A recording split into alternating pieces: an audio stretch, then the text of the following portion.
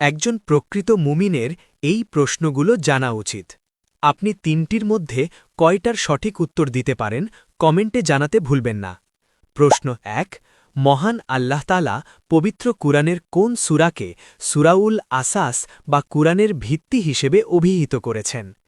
এ সূরা আল ইখলাস, B সূরা আল ফাতিহা, C সূরা আল বাকারা। সঠিক উত্তরটি হবে অপশন এ সূরা আল ইখলাস। প্রশ্ন ২, ইসলামের ইতিহাসে কোন সাহাবীকে তর্জমানুল কুরআন বা কুরআনের শ্রেষ্ঠ ব্যাখ্যাকারী বলা হয়? এ হযরত আব্দুল্লাহ ইবনে আব্বাস রাদিয়াল্লাহ, বি হযরত জায়েদ ইবনে সাবিত রাদিয়াল্লাহ, সি হযরত উবাই ইবনে কাব রাদিয়াল্লাহ। সঠিক উত্তরটা জানার আগে চ্যানেলকে ফলো করে দাওয়াতের অংশীদার হন। সঠিক উত্তরটি হবে অপশন এ হযরত আব্দুল্লাহ ইবনে আব্বাস রাদিয়াল্লাহ। প্রশ্ন ৩, কিয়ামতের ময়দানে বিচার শুরু হওয়ার আগে মহান আল্লাহ সর্বপ্রথম কোন প্রাণীর মাধ্যমে বিচার কাজ শুরু করবেন?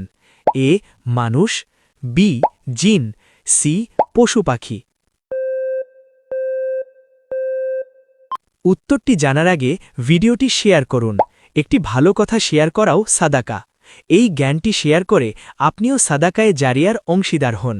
আপনার হয়তো একটি শেয়ার হাজারো মানুষকে সঠিক পথে আনবে। সঠিক উত্তরটি হবে অপশন সি পশু পাখি। আপনি যদি সত্যি ইসলামকে ভালোবাসেন তাহলে কমেন্টে লিখুন আই লাভ ইসলাম। আপনি কয়টি প্রশ্নের উত্তর দিতে পেরেছেন কমেন্টে জানাবেন।